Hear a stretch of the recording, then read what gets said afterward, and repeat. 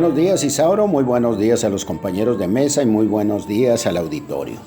En esta ocasión, como en otras, hablaremos un poco de la importancia de la masonería en la época de la fundación y desarrollo de Cananea a principios del siglo pasado, ya que muchos de sus miembros fueron personajes muy importantes en el ámbito político, económico y social, de tal manera que para hacer un trabajo sobre la historia de Cananea es imprescindible hacer mención de la logia masónica número 4, que inició sus actividades prácticamente desde la fundación de Cananea en 1901. Muy buenos días, José, muy buenos días al auditorio, muy buenos días a mis amigos en la mesa. Efectivamente, fíjate que una historia de Cananea, si no aborda a la masonería, está totalmente incompleta, ya que, como tú lo dices ahí en la introducción, fue una logia cuyos miembros tuvieron un gran impacto en la vida social, económica, comercial de Cananea. Y nomás así, yo ahorita estoy revisando una tesis de maestría de Carlos Villarreal. Él es originario de Cananea. Él hizo su tesis de licenciatura primero, ¿no?, sobre la masonería en Cananea, y hoy pues abunda en el tema haciendo esta tesis de la masonería en Cananea. Él próximamente está por representar su examen y yo tuve la suerte de ser su lector, ¿no? Es hijo del buen amigo René Villarreal, de allá de Cananea. Sí, buen amigo. Que además es miembro, ¿no? Miembro masón. Ah. También es hermano masón él, y bueno, pues su hijo abordó este trabajo muy interesante, por cierto, y dentro de las cosas ahí que podríamos decir nosotros es que la nomenclatura, o digamos la membresía, entre muchos otros personajes importantes, por ejemplo tenemos a Secundino Ahumada, ¿no?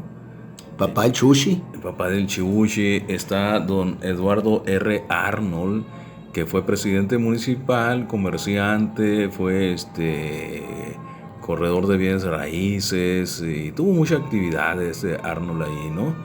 Está, por ejemplo, otro que fue presidente municipal, Filiberto Barroso.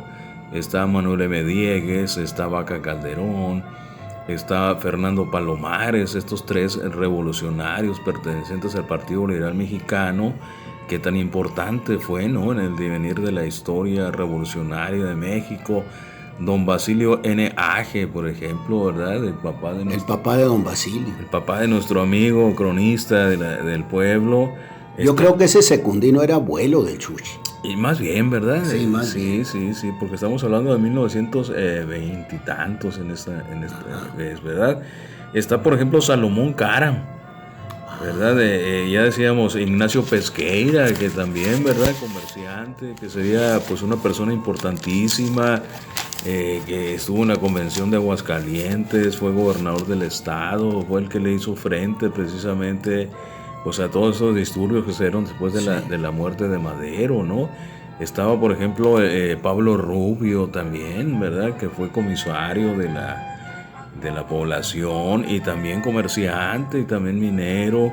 Ignacio Piña y muchos otros, ¿verdad? Muchos extranjeros, por ejemplo, Alan Bernard, que fue uno de los fundadores, fíjate, de la logia en Cananea en 1902. Él era un norteamericano inversionista. Estaba don Guillermo Bernstein, que era un agente de negocios también. Samuel Kraft, un comerciante. Pelzer, que fue minero, ¿verdad?, que fue el único norteamericano que fue venerable maestro de la Logia 4, y que también fue gerente por muchos años de lo que era el Círculo Social Anáhuac, ¿no? Sí. Ernesto Fletcher, por ejemplo, un alemán también, inversionista. Estaba, decíamos ahorita, Salomón Caram, comerciante de origen árabe. Estaba Gaston Shaw, de origen suizo. Estaba también otro paisano de él, de Robert Selter, se llamaba, que él era sastre, ¿verdad?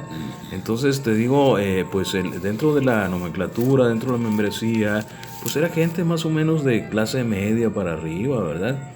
gente que podía pagar sus cuotas, pero que tuvieron una gran, digamos, influencia en todo el devenir histórico de Cananea, ¿verdad? Eran personas muy activas en todas las actividades, y no solamente las actividades normales que ellos desarrollaban como profesionistas, como comerciantes, como mineros, como empleados, etcétera, ¿verdad? Sino también una gran actividad dentro de la vida social. De Cananea, ¿verdad? Por ejemplo, oye maestro, Esteban Vaca Calderón y Manuel M. Diegues, no sé si pertenecían a la número 4 o a otra, pero yo sé que eran masones, ¿no? No, sí, a la logia número 4 ¿También? Claro, sí, inclusive está aquella famosa carta que le manda Manuel M. Diegues en la cárcel, cuando él cae en la cárcel en 1906 por los disturbios de la huelga. Manda él una carta al venerable maestro, que era Filiberto Barroso, ¿verdad?, pidiendo los 150 pesos para poder sufragar los gastos de su defensa legal, cosa que se le otorga, ¿verdad? Cosa que dentro de los archivos de la masonería está la carta que manda Manuel M. Diegues y la carta que contesta el tesorero, ¿verdad?, diciéndole que efectivamente se le van a dar esos 150 pesos, ¿no? Y así, ¿verdad? Vaca Calderón, por ejemplo, estuvo en el 50 aniversario de la huelga en 1956, en el 50 aniversario, y una de las primeras visitas, de las principales visitas que hizo fue precisamente a la logia. Hay una foto muy famosa, ¿no?, donde está Vaca Calderón con todos los miembros de la masonería de 1956. Y fíjate que una cosa curiosa, pero Basilio N. Hage, en 1913, en 1912 o 13, no recuerdo, pidió la expulsión de Filiberto Barroso de la masonería, ¿no? Le hizo todo un documento que Carlos Villarreal nos presenta en su tesis, donde pide precisamente la expulsión de Barroso, ¿no? Ya habían cambiado los tiempos, ya había pasado la revolución, Barroso pues no traía muy buena imagen, ¿verdad? Entonces a lo mejor por eso era que se le quería eliminar, ¿no? Oye, maestro, yo recuerdo que decían que todos los presidentes de la República, creo que hasta López Portillo, no sé exactamente, pero eran masones. Sí, fíjate que han tenido mucha relación desde Guadalupe Victoria, ¿verdad? Desde Guadalupe Victoria. Benito Juárez y muchísimos gentes que estuvieron relacionadas con el Estado, con el poder, han sido de las huestes masonas, y muchos de los magonistas revolucionarios.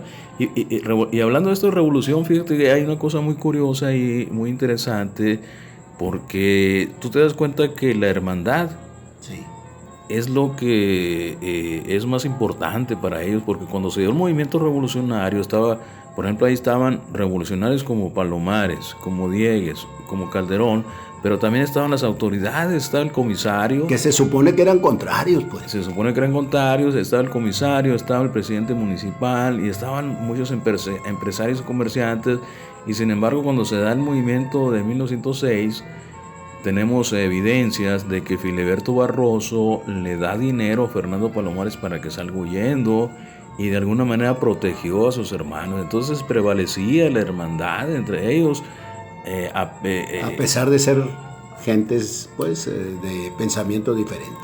Sí, ideológicamente diferentes, ¿no? Con proyectos muy diferentes, pero que sin embargo dentro de la logia se hermanaban y se ayudaban, ¿no? Pues ahí está esta interesantísima entrevista con el maestro Alfonso Torúa Cienfuegos, amigos. Gracias, maestro. Al contrario, muchas gracias a ustedes.